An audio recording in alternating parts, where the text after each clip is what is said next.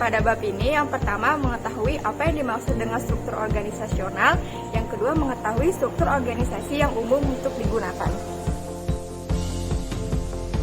Ketiga, mengetahui opsi desain organisasi yang terbaru, dan yang keempat, mengetahui organisasi yang tak terbatas. Yang kelima, menjelaskan mengapa struktur-struktur berbeda, dan yang keenam, menjelaskan mengenai desain dan perilaku pekerja.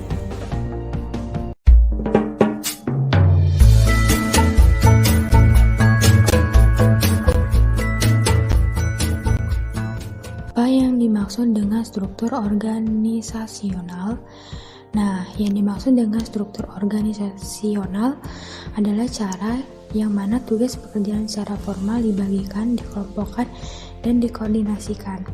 Kemudian terdapat 6 elemen utama ketika kita akan merancang sebuah struktur organisasi, yaitu yang pertama adalah spesialisasi kerja. Spesialisasi kerja adalah dilakukan untuk melihat sampai sejauh mana aktivitas dalam organisasi dibagikan ke dalam pekerjaan-pekerjaan secara terpisah. Yang kedua ada departementalisasi. Ketika pekerjaan telah dibagikan ke dalam spesialisasi kerja, kita harus dikelompokkan lagi sehingga tugas-tugas umum dapat dikoordinasikan. Kemudian yang ketiga ada rantai komando. Rantai komando adalah garis kewenangan yang tidak terputus yang membentang dari organisasi puncak hingga pegawai rendah dan menjelaskan siapa yang memberikan laporan kepada siapa. Yang keempat ada rentang kendali, adalah jumlah bawahan yang dapat diarahkan oleh seorang manajer secara efektif dan efisien. Kemudian yang kelima ada sentralisasi dan desentralisasi. Nah, bedanya sentralisasi itu adalah kondisi yang mana pengambilan keputusan itu dipusatkan pada satu titik tunggal dalam organisasi. Nah, sebaliknya organisasi yang terdesentralisasi dapat bertindak lebih cepat untuk memecahkan permasalahan karena banyak orang yang memberikan masukan ke dalam keputusan, dan para pekerja sedikit cenderung antusias karena mereka merasa bisa mengambil keputusan yang dapat terdampak pada kelangsungan perusahaan. Kemudian yang terakhir ada formalisasi, yaitu mengacu pada keadaan yang mana pekerjaan di dalam organisasi telah terstandarisasi. Desain organisasi yang umum. Nah, terdapat desain organisasi yang umum yang digunakan oleh organisasi-organisasi.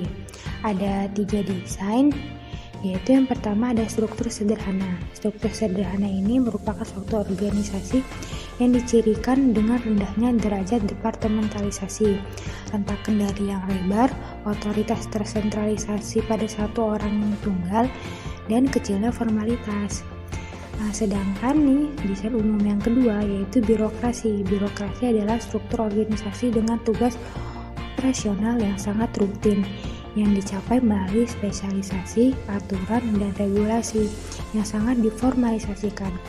Tugas yang dikelompokkan ke dalam departemen fungsional, otoritas yang tersentralisasi, rentang kendali yang cenderung sempit, dan pengambilan keputusan yang selalu mengikuti rantai komando.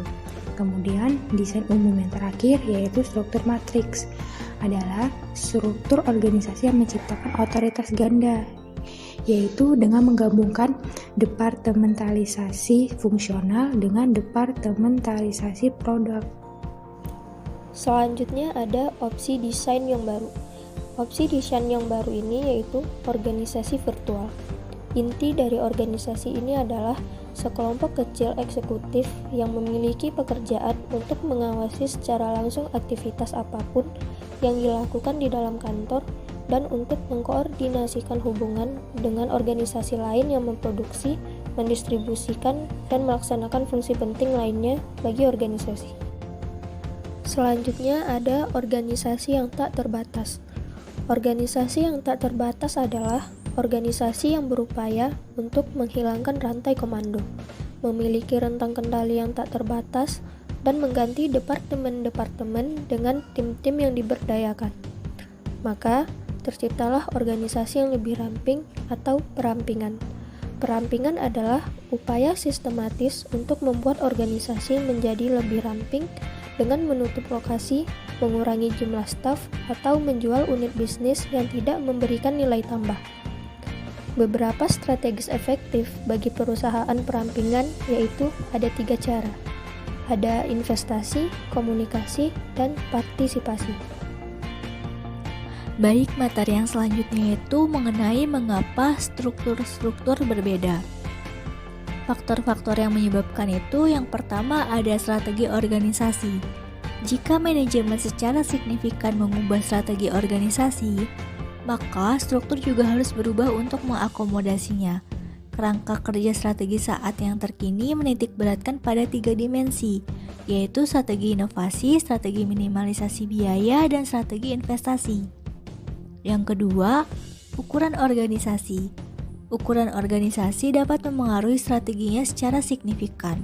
Contohnya, organisasi yang memiliki 2000 pekerja maka cenderung memiliki banyak spesialisasi, departementalisasi yang lebih, level yang lebih vertikal, dan banyak aturan serta regulasi jika dibandingkan dengan perusahaan dengan ukuran yang kecil. Kemudian yang ketiga itu teknologi. Teknologi menggambarkan cara suatu organisasi memindahkan input ke dalam output, sehingga teknologi akan memengaruhi struktur organisasi dalam hal derajat kerutinan yang dilakukan oleh suatu organisasi. Yang keempat, lingkungan.